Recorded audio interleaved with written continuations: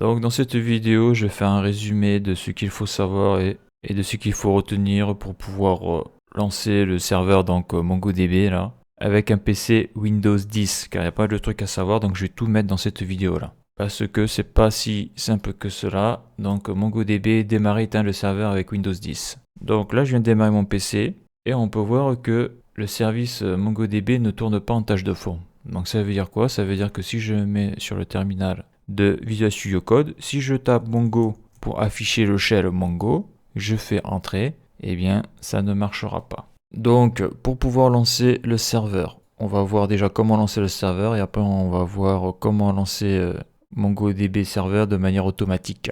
En tout cas ça tournera en tâche de fond. Donc dans la barre de recherche, tapez CMD et exécuter en tant qu'administrateur. Donc je vais ici, j'ai la barre de recherche CMD, invite de commande, exécuter en tant qu'administrateur, je clique. Oui, voilà, donc là j'ai la fenêtre. Pour le moment il n'y a rien du tout, ici il n'y a rien du tout là. Dans Mongo n'est pas là. Donc pour démarrer le serveur Mongo, il faut faire net start MongoDB. Et pour arrêter le serveur Mongo, il faut faire net stop MongoDB. Donc déjà on va essayer ça, on va le démarrer. Donc je clique ici, net start MongoDB. Si je clique sur entrée, le service MongoDB serveur a démarré. Là on le voit là, il est ici, là. Il vient d'apparaître. Si je veux l'arrêter, c'est net stop MongoDB. Donc on va tester ça. Net stop MongoDB. Sachant que je peux aussi le faire en mettant mon curseur de souris ici, clic droit, arrêter. Mais bon là je vais le faire avec la console de Windows en mode administrateur. Je clique sur entrée. On voit que le service MongoDB serveur s'arrête, il a été arrêté et on voit que ici là, MongoDB n'est plus présent, il a disparu. Donc je vais me mettre comme ça là. Donc là si je fais Mongo, le shell ne va pas démarrer. Maintenant je vais démarrer le serveur MongoDB. Donc net start MongoDB, ça démarre. Maintenant que le serveur est démarré, donc là c'est le logiciel qui va permettre de lancer la base de données MongoDB qui est en local sur mon PC. Donc là je vais faire Mongo pour démarrer le shell. Entrée. Donc on constate que le shell Mongo, je n'y ai toujours pas accès. Pourquoi? Parce qu'il va falloir aller dans les variables d'environnement de Windows, lui indiquer le chemin. Donc soit j'y vais de manière manuelle et je clique 2 fois sur l'exe Mongo. Donc là je vais donc sur l'arborescence disque dur, je clique sur disque local. Après ici je vais dans programme et après ici là je vais sur MongoDB et là j'ai serveur 4.4 et ici là j'ai le bin et dedans j'ai l'exe là. Mongo là. Donc si je clique 2 fois dessus, ça va le lancer. Voilà, j'ai cliqué dessus et on voit que le shell vient de se lancer là. On voit ici l'URL du serveur. Donc si je le ferme et si ici je tape Mongo, qu'est-ce que ça fait? On voit que ça ne marche pas. Donc pour que ça fonctionne ici là, depuis le terminal de Visual Studio Code, il va falloir modifier une variable d'environnement de Windows. Donc avant d'aller plus loin quand même, je vais lancer Mongo là. Il est lancé, je vais lancer Compass pour voir que ça fonctionne. Là, Compass est lancé, je mets sur réseau local, local réseau social, je connecte, et on voit que ça fonctionne très bien. Si je ferme le shell Mongo, donc je viens de fermer le shell Mongo, donc là je disconnecte, je me remets sur local réseau, et là, lorsque je vais me connecter, ça ne marchera plus. Donc ça marche, ça veut dire que il tourne en tâche de fond. Donc pour savoir s'il tourne en tâche de fond, il suffit d'aller ici, on voit qu'il tourne en tâche de fond.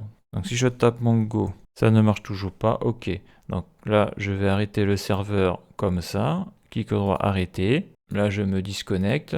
Voilà, donc là, maintenant, si je me connecte, ça ne marchera plus. C'est normal, le serveur ne tourne pas en tâche de fond. Donc là, on voit qu'il n'y arrive pas là. Je me disconnecte, ok. Donc, pour pouvoir utiliser Mongo là, depuis cette interface-là, ça peut être utile, depuis le terminal, il faut donc démarrer le shell Mongo depuis VS Code. Donc il faut faire Mongo fonctionne que si le serveur Mongo tourne en tâche de fond. Donc c'est pas tout à fait ça. Donc pour vérifier, on fait CTRL Sup et regarder dans processus en arrière-plan. MongoDB data server. Donc clic droit, MongoDB serveur MongoDB et sélectionner arrêter, ça arrête le serveur de la base de données. Donc là c'est ce que je viens de faire. Car grâce au shell Mongo, on peut créer une base de données, donc on l'a vu dans la vidéo JavaScript 213, et aussi on peut créer un utilisateur et définir ses droits, ses rôles sur la base de données. On l'a vu aussi dans la vidéo JavaScript 213. Donc nous, ce qui nous intéresse, c'est pour pouvoir démarrer automatiquement au démarrage du PC le service Mongo, et aussi pour pouvoir marquer depuis le terminal de Visual Studio Code Mongo. Donc pour ça, il faut aller dans la barre de recherche et modifier les variables d'environnement. Donc je vais ici, modifier. Et là, ça apparaît ici, modifier les variables d'environnement système. Je clique. Une fois que j'ai fait ça, il faut que je sélectionne le pass et je clique sur modifier. Donc je sélectionne variable d'environnement, je suis sur variable système, donc après je sélectionne le pass ici, là, le pass est ici, je fais modifier. Et on voit là le pass. Donc là on voit que Mongo n'est pas présent. Donc il me faut l'adresse de Mongo, quoi, de l'exé. Donc je reviens ici, donc je reviens sur le répertoire bin, je clique ici, clic gauche, et là j'ai l'adresse. Je fais clic droit, copier. Je me mets ici, je fais nouveau, je fais CTRL V et je clique sur OK. OK. Voilà, car là, on le voit là. Voilà, je l'ai arrêté. Mais même lorsqu'il était enclenché, quand je faisais Mongo, ça ne marchait pas. Donc là, si je fais Mongo, est-ce que ça marche? Je pense pas, il faut que je redémarre Visual Studio Code. Voilà, donc ça, je l'ai fait. Au démarrage du PC, le service Mongo démarrera automatiquement, ce qui rendra active les bases de données stockées en local sur le PC. Oui, alors surtout, ça permettra que quand tu fais Mongo ici, ça fonctionne. Là, ça ne marche pas. Donc là, je ferme Visual Studio Code. Et là, je suis en train de réouvrir Visual Studio Code. Voilà. Donc maintenant, je vais faire Mongo. Et là, est-ce que ça marche? Voilà, maintenant, ça marche. Grâce à la modification de la variable d'environnement. Donc, si je me mets ici, eh bien, on voit qu'il n'est pas connecté. On voit que MongoDB, donc ça c'est l'adresse du serveur avec les bases de données, on voit qu'il ne peut pas se connecter. Pourquoi? Parce qu'il faut démarrer le serveur manuellement. Parce que là, j'ai pas rebooté ma machine, là. Je n'ai pas redémarré ma machine. En principe, si je redémarre ma machine, MongoDB apparaît ici, là. Mais bon, là, je ne vais pas le faire. Donc pour démarrer manuellement, si je le fais ici, ça ne marchera pas. Je fais net start MongoDB. Donc ça, c'est une commande à retenir par cœur. Mais là, j'ai erreur système 5. Pourquoi? Parce qu'il faut être en mode administrateur et sur mon PC. Même quand je démarre Visual Studio Code en mode administrateur, ça ne marche pas. Donc il faut que je retourne sur le CMD. C'est-à-dire ici, là, ce que j'ai ouvert en début de vidéo en mode administrateur. Et là, je vais marquer net start MongoDB. Je fais entrer. Donc là, le service démarre. Si je retape ici Mongo, on va voir que le serveur va se connecter. Donc là, on voit que le serveur generated, donc il est connecté. Ça fonctionne. Et là, on voit que le shell Mongo est activé. Donc maintenant, je vais me mettre sur... Alors avant, on voit que MongoDB est caché ici. Il est bien là. MongoDB Data Server est activé. Maintenant, je vais aller sur Compass. Donc là, je suis sur Compass, réseau local, et je me connecte. Voilà, ma base de données est opérationnelle. Et donc, je peux faire tourner ma web API si je veux. Là, je disconnecte. Voilà. Donc, à noter, si jamais tu veux supprimer ta variable d'environnement parce que tu ne veux pas que MongoDB démarre de manière automatique sur ton PC, bah donc ici, tu remets variable d'environnement, modifier. Tu vas dans variable d'environnement, ici, là. Tu vas sur le variable système, tu vas sur le pass. Il est ici, voilà. Tu fais d'abord modifier, hein, surtout pas supprimer, hein, ça peut être catastrophique. Là, il faut faire attention quand on vient jouer dans ces fenêtres-là. Tu sélectionnes la ligne que tu veux supprimer, tu fais supprimer, ok, et après il faut redémarrer. Donc le souci, je vais le montrer, mais même si tu redémarres, le service MongoDB est enregistré dans un fichier planqué de Windows. Donc, pour le supprimer, qu'est-ce qu'il faut faire? Voilà, donc ça, c'est important. Supprimer dans les variables d'environnement, donc ça, je viens de le faire. Et après, il faut supprimer la clé avec CCleaner. Donc, je vais le montrer. Il faut aller dans Outils, Démarrage, Service Windows. Donc là, j'ai démarré CCleaner. Donc, c'est un logiciel, voilà, qui permet de faire pas mal de trucs. Donc, il faut aller dans Outils. Dans Outils, il faut aller dans Démarrage. On a plein de trucs, il faut aller dans Démarrage. Donc là, qu'est-ce que l'on voit là? Là, on voit tous les logiciels qui sont lancés au démarrage de ton PC. Donc, tâche planifiée, je ne sais pas trop ce que c'est. Menu contextuel, je m'en fous. Et là, on a, hyper important, service Windows. D'accord? Service Windows. Donc ici, là, en principe, c'est tous les services qui se lancent quand tu démarres ton PC. Donc là, j'ai désactivé plein de trucs, là.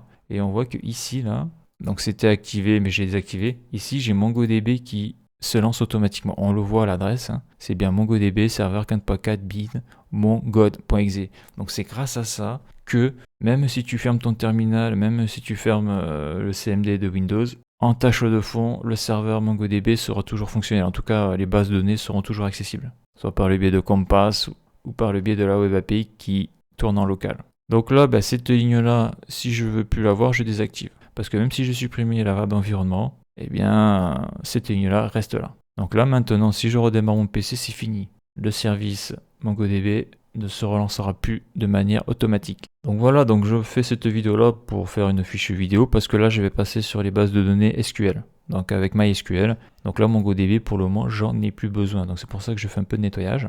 Par contre, comme on l'a vu là, donc là, je vais fermer ici. Donc là, il ne s'est pas éteint. Par contre, au redémarrage, ça ne sera plus présent, ça. Donc je vais l'éteindre avec l'administrateur invite de commande, comme on l'a vu dans la vidéo. Je suis un administrateur, donc je vais faire net stop MongoDB.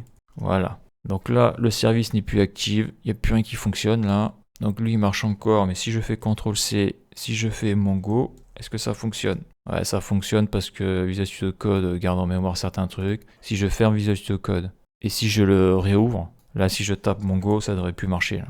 Voilà, ça ne marche plus. Donc dans cette vidéo, on a vu comment il fallait faire pour faire en sorte que MongoDB tourne sur un PC Windows 10. Alors en complément d'information, je rajoute que Mongo c'est le shell. Donc c'est ce qui va permettre d'interagir avec la base de données avec le CLI, la Command Line Interface. On peut taper les instructions. Et Mongod, comme on a pu le voir là, dans la ligne que j'ai supprimée dans CC Cleaner, Mongod c'est le service Windows qui va permettre de faire tourner en tâche de fond le serveur MongoDB, même si tu fermes le terminal, Visual Studio Code, etc. D'ailleurs, sur un vrai serveur, c'est avec Mongod que tu fais tourner en tâche de fond en permanence ta base de données. Donc Mongo c'est le shell, Mongod c'est le service Windows, et puis voilà. Donc je fais cette vidéo là comme j'ai dit parce que là je vais passer sur les bases de données SQL, et donc là MongoDB je vais pas m'en servir pendant un petit moment. Donc ça me permet de faire un petit peu de ménage sur mon PC aussi. Parce que là on le voit là, le gros souci tu vois c'est que moi sur mon PC là, j'ai quand même plus de 95 processus qui tournent en tâche de fond quoi. Il y a des trucs je sais même pas ce que c'est quoi. Donc voilà pour cette vidéo. Donc la suite dans le prochain épisode.